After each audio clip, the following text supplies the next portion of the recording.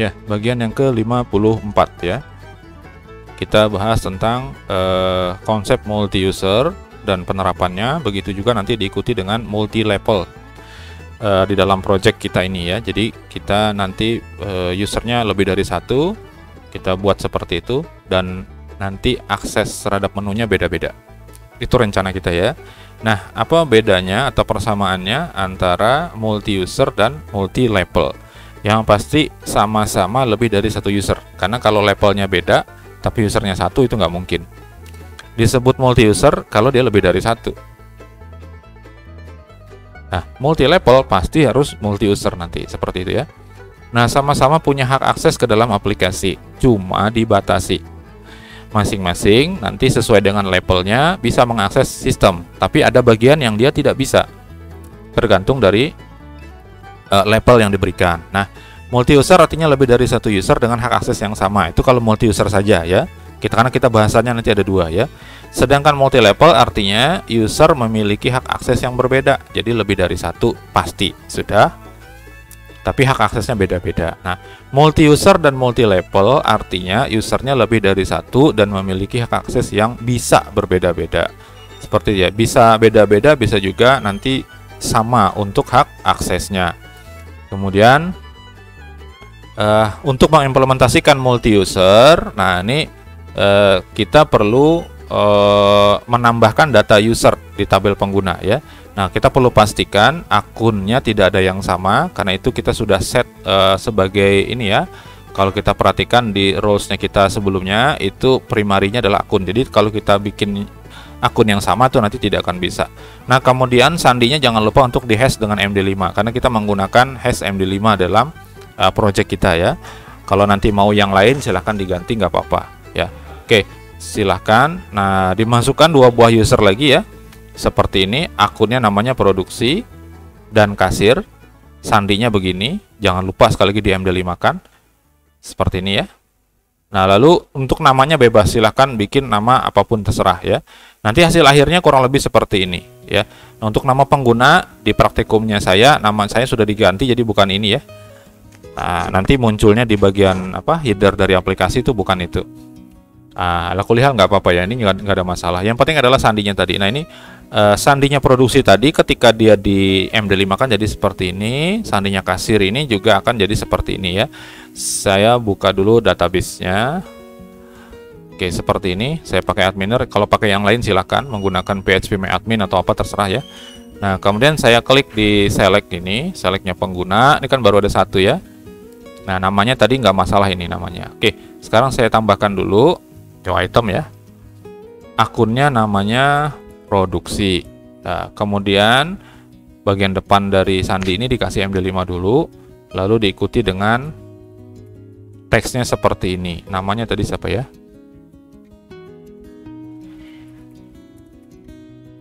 Oke, seperti ini namanya. Silakan, karena ada dua ya, saya klik save and insert next.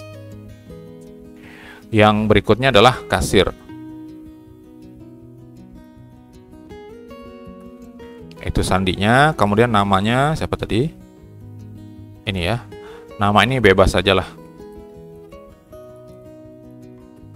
Yang penting dikasih berbeda-beda semuanya. Oke, kalau sudah saya save hasilnya, nah seperti ini kurang lebih ya.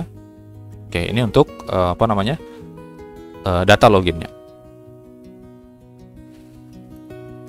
Yang ke berikutnya, nah kita testing untuk multi usernya.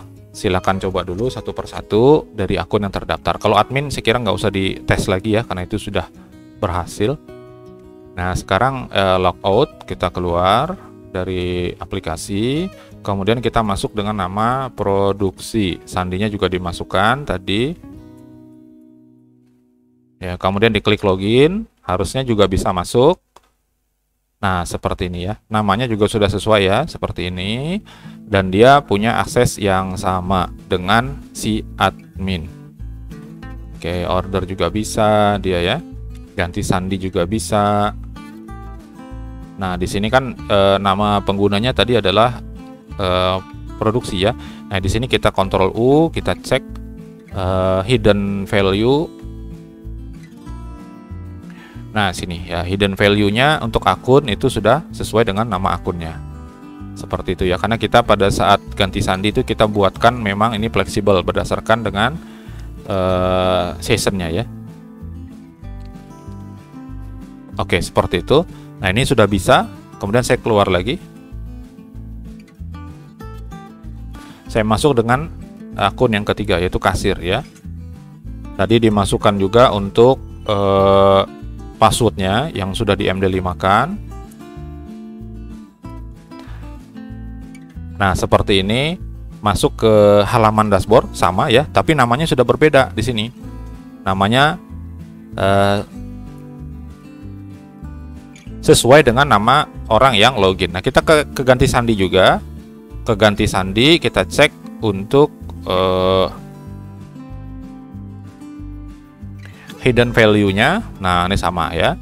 Akun value-nya adalah kasir. Sudah beres itu ya. Jadi kita sudah membuat yang namanya multi user di aplikasi kita. Oke, sampai situ diharapkan sudah bisa jalan ya. Jadi ganti-ganti admin bisa, produksi bisa, kasir bisa masuk. Nah, tapi apakah itu sudah selesai? Belum ternyata ya. Oke, belum selesai. Kenapa belum selesai? Karena seperti ini. Kalau kita mengikuti struktur database-nya kita, maka penerapan multi-usernya belum selesai. Alasannya adalah ada beberapa hal terkait dengan penyimpanan data pada saat nge-save data, itu yang berhubungan dengan data akun penggunanya, si yang login itu, akunnya ya. Nah, kira-kira apa? Nah, kita lihat dulu struktur dari relasi antar tabel kita sebelumnya ya. Ini sudah di pembahasan keberapa saya lupa, udah lama ini.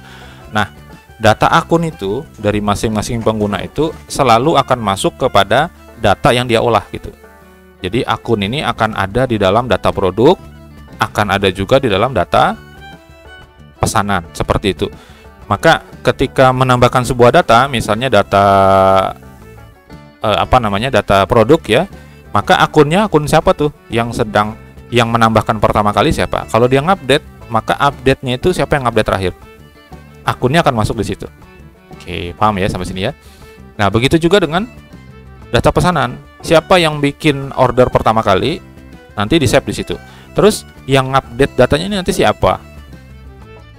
Nanti akan diganti datanya. Jadi data yang terbaru ini sebenarnya data ini siapa sih yang menghandle terakhir gitu. Nah, ini ya. Nah, maka kita perlu penyesuaian. Nah, semua ini nanti akan berdampak kepada setidaknya 4 buah metode ini ya.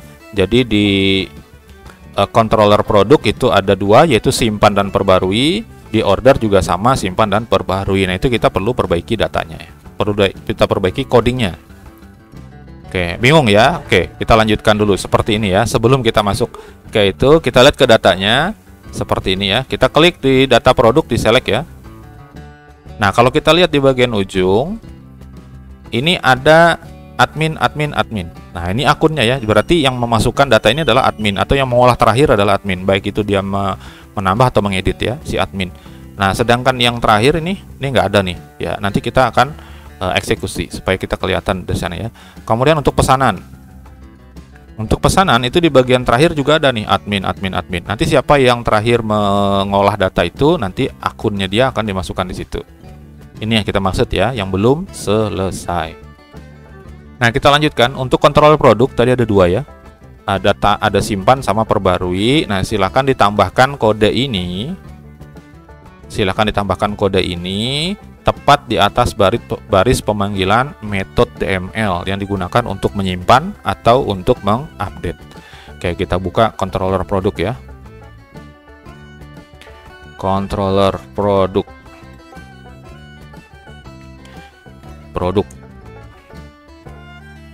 Nah, kita cek di bagian simpan. Nah, ini simpan ya. Tepat di atas dari insert. Nah, seperti ini kan ada data insert ya.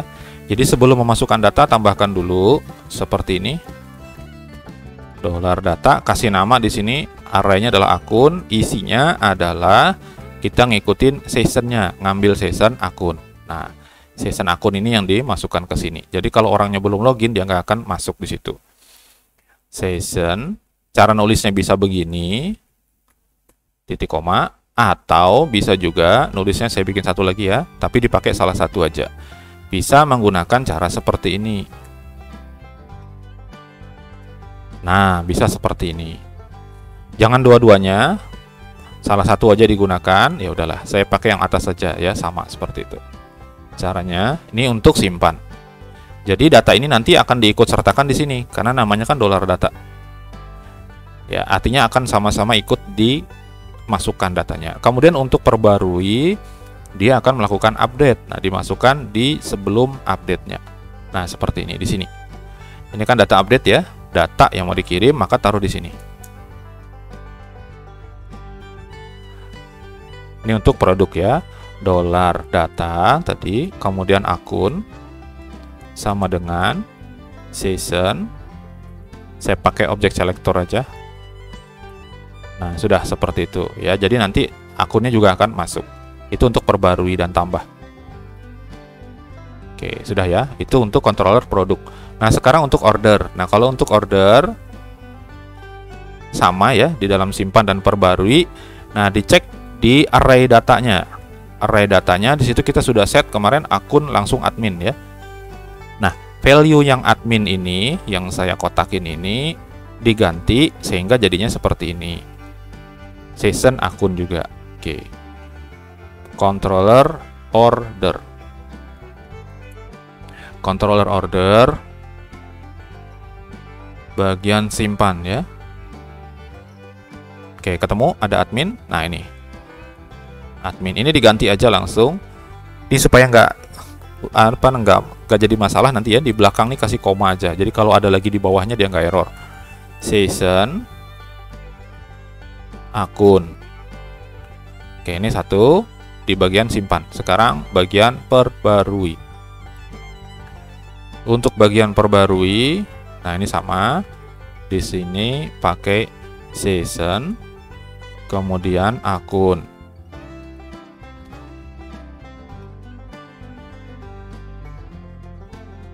Oke, sudah seperti itu. Nanti ketika diupdate, maka akunnya akan sesuai dengan akun siapa yang sedang login. Gitu ya.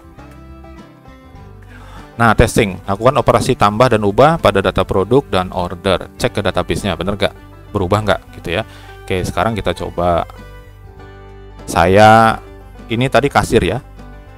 Kasir. Coba kasir ngubah ya, order. Ini kita cek dulu di sini pesanannya semuanya admin. Oke, itu data terakhir ya. Kemudian saya klik ini yang belum bayar ini. Saya ngupdate data ya. Edit. Misalnya jumlahnya bukan 5 tapi 10. Ya. 10 dan belum bayar ini. Jadi kalau 10 berarti di sininya 50.000 ya. Kita simpan. Oke, berhasil ya. Di sini jumlahnya jadi 50.000. Oke, kita cek ke database-nya. Seperti ini kita refresh. Yang mana tadi ya? Yang belum bayar, yang tanggal bayarnya 0. Oke, nah seperti ini. Nah, ini akunnya sudah berubah menjadi kasir. Seperti itu ya. Untuk tambah sebetulnya ya sama ya. Oke lah, kita coba ya untuk tambah ordernya dulu. Tanggal pesan sekarang, kemudian ini siapa saya, gitu aja ya biar mudah ya. Banner, pesannya cuma 1 dan dia belum bayar, simpan. Nanti ini kesimpan dengan kasir. Oke, ini siapa saya tadi ya, belum bayar. Kalau kita refresh di sini, datanya ada masuk baru dan akunnya adalah kasir. Oke, seperti itu. Nah, saya logout dulu ya. Kita sambil nyoba-nyoba untuk multi usernya ini tadi. Saya masuk lagi dengan produksi. Nah, sandinya jangan sampai lupa tadi ya, apa? Nah, sekarang kita ke produk. Ini buat ngupdate produk dengan akun yang berbeda gitu ya. Nah, saya mau ngedit ini deh. Nah, edit dulu.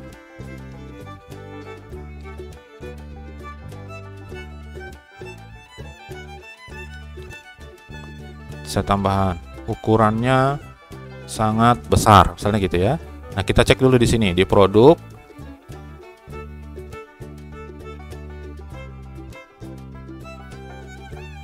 Baliho tadi ya. Nah, ini kan kosong ya, karena kita belum menerapkan itu kemarin. Nah, ketika kita simpan, Harusnya data ini terupdate isinya seperti ini. Kita lihat tadi keterangannya yang saya ubah ya. Oke, ini sudah masuk teksnya seperti ini. Lalu di sini kita refresh tampilannya. Harusnya sih ada. Nah, ini akunnya jadi produksi. Oke, seperti itu. Tambahnya apa perlu dimasukkan juga? Boleh ya, kalau mau. Produk tambah apa sajalah gitu ya. Angkanya cuman 100.000 rupiah. Gambarnya kita cari apa ya?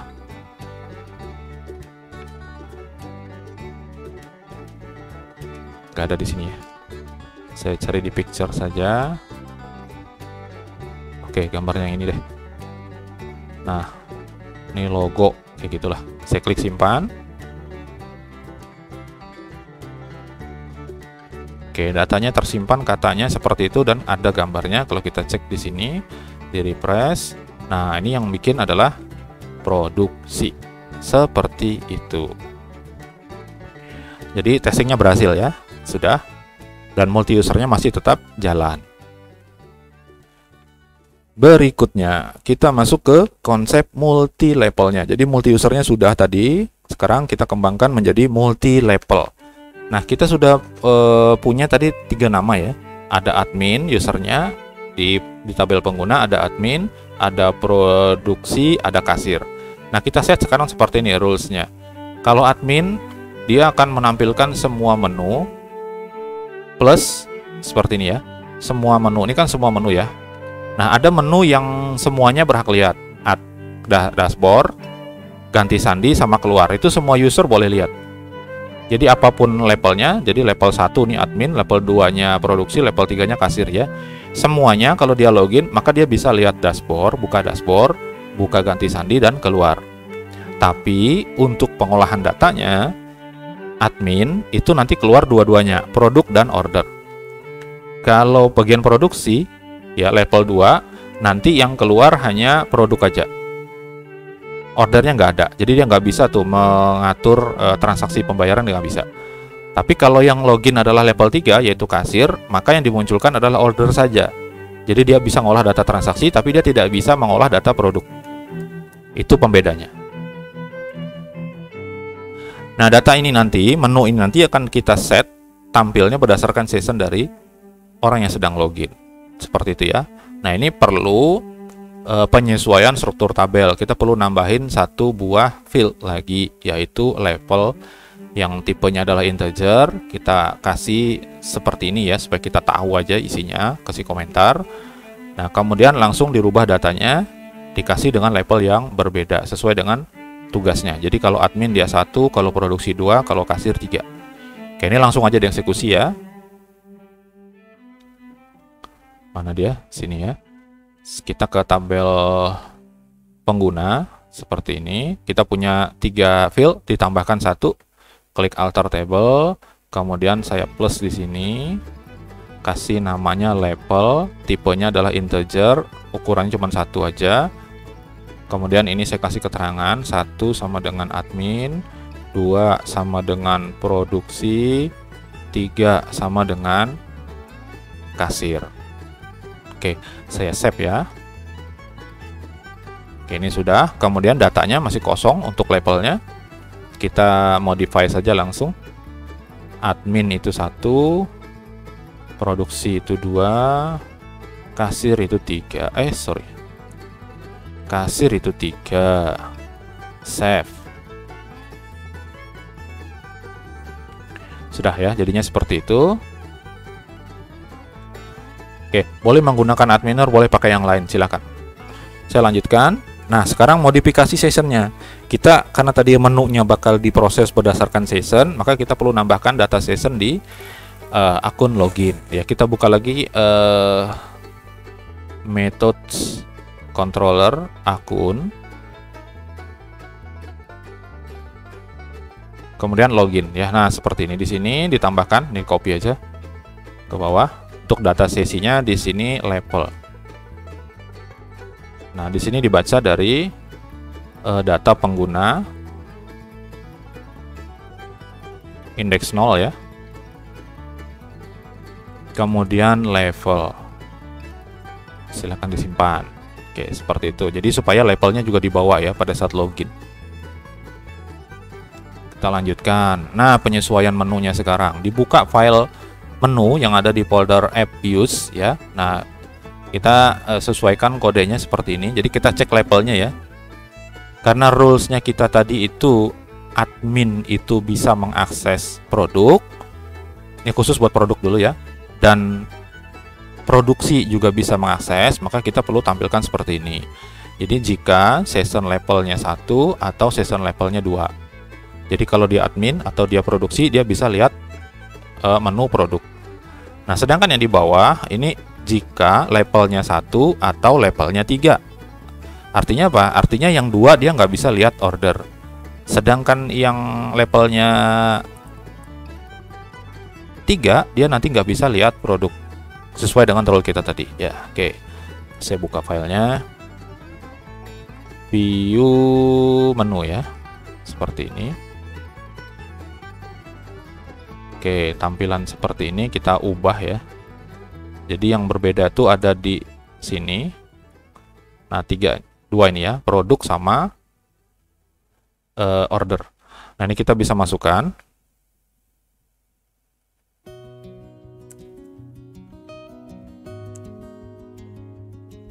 Kita bikin kayak gini ya.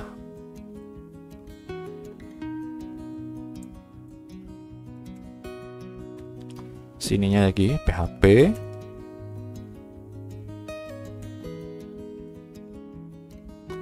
Oke, seperti itu dulu. Nah, kita masukkan di sini ya.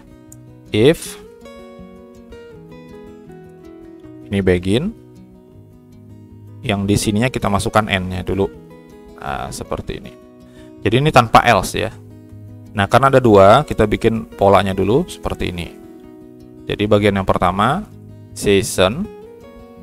Saya langsung di sini aja ya, level. Nah, ini kita bikin beda-beda nih. Sama dengan 1 atau season level sama dengan 2. Maka dia bisa lihat ini. Kalau dia bukan 1 bukan 2, berarti dia nggak bisa lihat. Logikanya begitu ya. Nah, kemudian masukkan lagi di sini if. Ini untuk yang kedua ya. Polanya sama. Nah, itu bagian begin, di sini bagian n-nya. Oke, seperti itu. Polanya sama. Tanda kurung dulu 2 kali. Nah, ini juga sama. Session level sama dengan 1 karena 1 masih boleh si admin. Kemudian yang kedua ini khusus untuk kasir, yaitu session levelnya sama dengan 3. Save ya, seperti itu.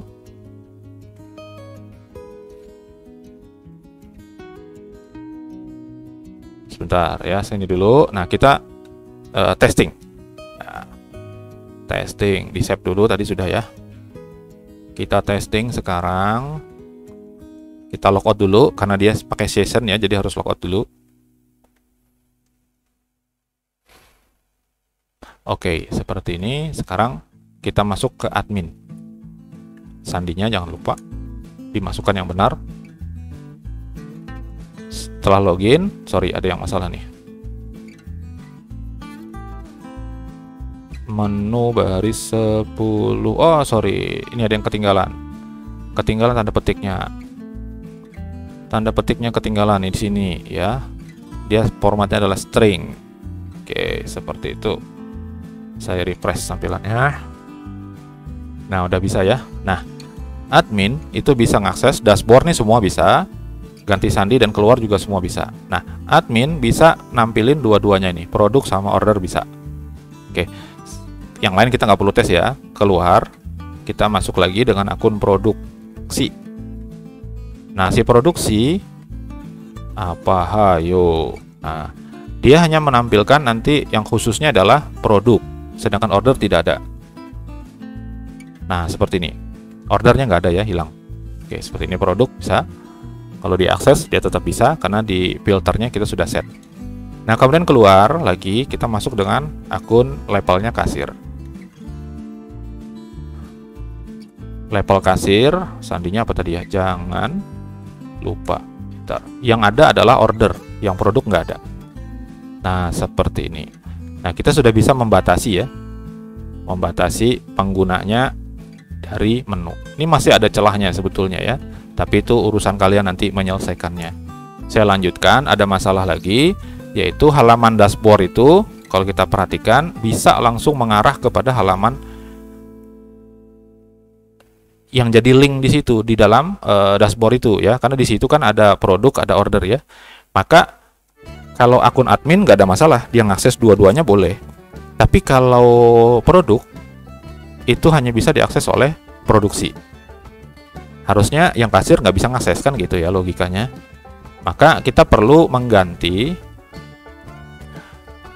link yang ada di sini sesuai dengan fungsinya.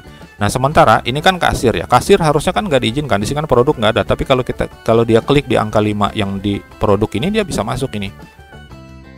Nah, ke sini dia bisa. Nah, kita cegah dia mengakses ke situ dengan cara seperti ini.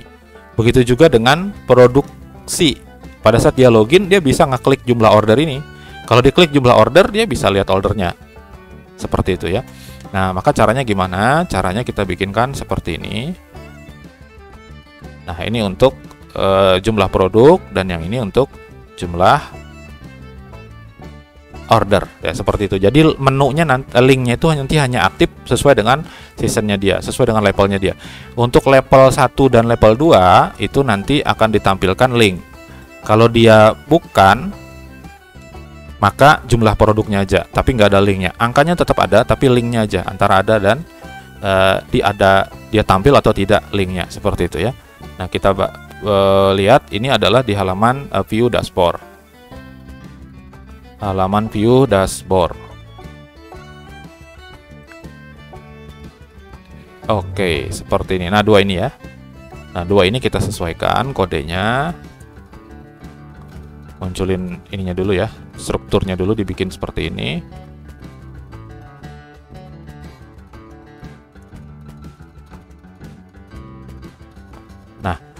Nah, di sini ada pengecekan berdasarkan array ya, karena saya bikin pakai array. Kalau yang tadi di menu itu satu per satu, jika season levelnya sama dengan 1, or sama dengan 2, kayak gitu ya.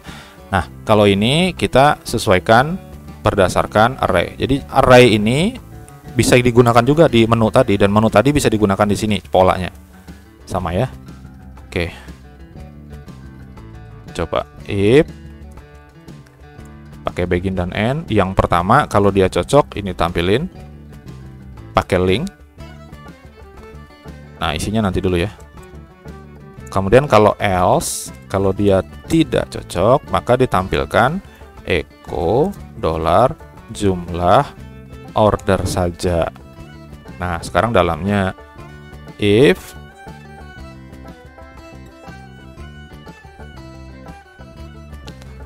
in array. Aduh, kok sini lagi? Ya, in huruf I.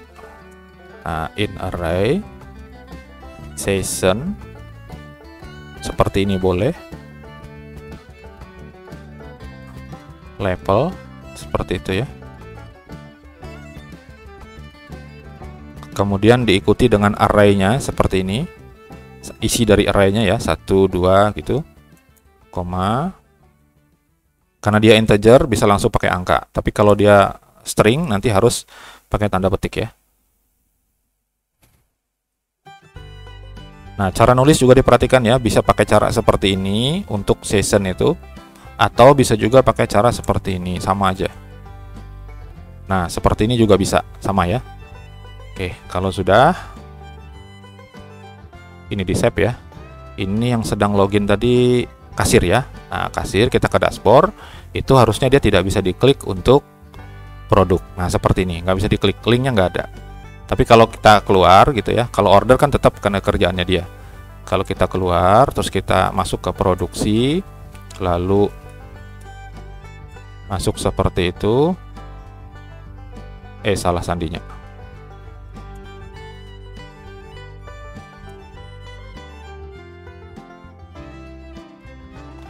Nah, yang produk dia boleh akses, tapi untuk order dia nggak boleh.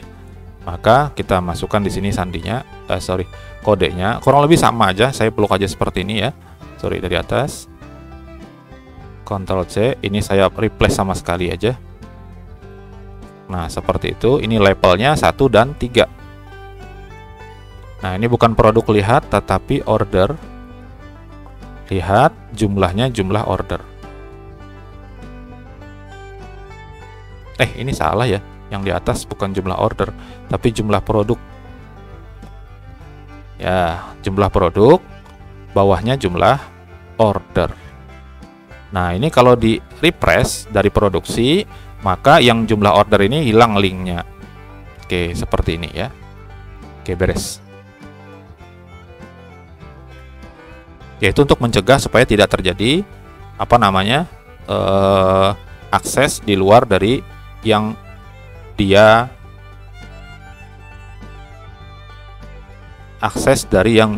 seharusnya tidak akses gitu. Nah, sebetulnya masih ada masalah ya. Masih ada masalah selain ini kalau diperhatikan gitu ya. Nah, ini tugasnya kalian. Ini kan produksi ya. Produksi dia bisa akses produk. Tapi kalau dia akses ke sini, kalau dia akses order, lihat tanpa melalui menu, dia tetap bisa akses. Nah, seperti ini. Begitu juga dengan si kasir tadi. Ketika dia mengakses produk, itu juga dia bisa. Nah, itu tugas kalian untuk menerapkan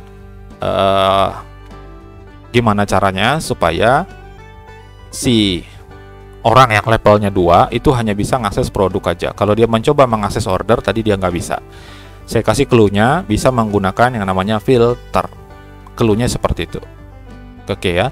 Bisa juga di dalam controllernya.